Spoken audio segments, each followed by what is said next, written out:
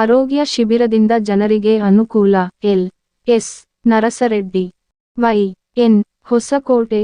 ಸಾರ್ವಜನಿಕರಿಗೆ ಆರೋಗ್ಯಕ್ಕೆ ಸಂಬಂಧಿಸಿದ ಎಲ್ಲಾ ವೈದ್ಯಕೀಯ ಸೇವೆಗಳನ್ನು ಸಮಾಜ ಸೇವಾ ಸಂಸ್ಥೆ ಹೆಲ್ತ್ ಸೊಸೈಟಿ ಅಧ್ಯಕ್ಷ ಮಾನಂ ಶಶಿಕಿರಣ್ ರವರು ಒಂದೇ ಸೂರಿನಡಿ ಸಿಗುವಂತೆ ಮಾಡಿ ಗ್ರಾಮೀಣ ಜನರಿಗೆ ಆರೋಗ್ಯ ಶಿಬಿರವನ್ನು ನಡೆಸುತ್ತಿರುವುದು ಉಪಯೋಗಕಾರಿ ಸೇವಾ ಕಾರ್ಯ ಎಂದು ಸ್ಥಳೀಯ ಮುಖಂಡರಾದ ಪಿ.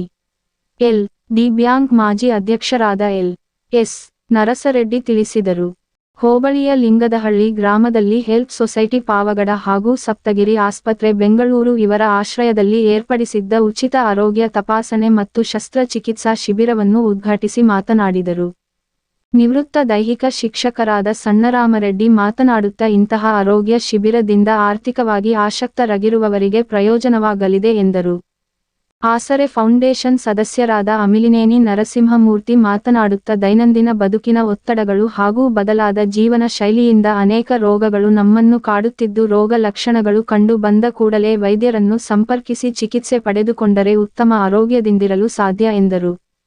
ಶಿಬಿರದ ಪ್ರಾಯೋಜಕರಾದ ಹೆಲ್ತ್ ಸೊಸೈಟಿ ಅಧ್ಯಕ್ಷರಾದ ಮಾನಂ ಶಶಿಕಿರಣ್ ಮಾತನಾಡುತ್ತಾ ನಾವು ಪ್ರತಿನಿತ್ಯ ಉಪಯೋಗಿಸುವ ಆಹಾರದಲ್ಲಿ ರಾಸಾಯನಿಕ ವಸ್ತುಗಳ ಹೆಚ್ಚಿನ ಬಳಕೆಯಿಂದ ಕ್ಯಾನ್ಸರ್, ಕಿಡ್ನಿ ರೋಗದಂತಹ ಮಾರಕ ಕಾಯಿಲೆಗಳು ಕಂಡು ಬರುತ್ತಿದ್ದು ಇದರಿಂದ ಹೆಲ್ತ್ ಸೊಸೈಟಿ ಸಂಸ್ಥೆ ವತಿಯಿಂದ ತಾಲೂಕಿನಾದ್ಯಂತ ಇಂತಹ ಶಿಬಿರಗಳನ್ನು ವಾರಕ್ಕೊಮ್ಮೆ ಏರ್ಪಡಿಸುತ್ತಿದ್ದು ಸಾರ್ವಜನಿಕರು ಇದರ ಪ್ರಯೋಜನ ಪಡೆದುಕೊಂಡು ತಮ್ಮ ಆರೋಗ್ಯದ ಕುರಿತಂತೆ ಹೆಚ್ಚಿನ ಕಾಳಜಿ ವಹಿಸಬೇಕಾಗಿದೆ ಎಂದರು.